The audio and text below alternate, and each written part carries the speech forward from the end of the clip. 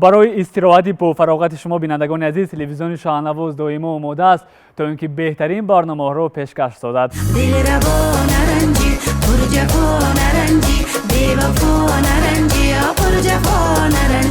و اینجا سوال برمی‌آید که چرا شما سراینده نشدید؟ اینش مخفی. سوال من با شیرینموخ نیخولووا است. باید همون حسیات رو در همون سرود هر دویمون باید نشان دهیم. نشان دهیم.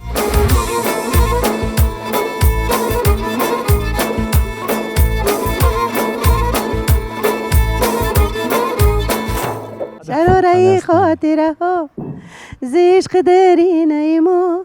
الان همین بود جواب این آهنگ. نمیشود.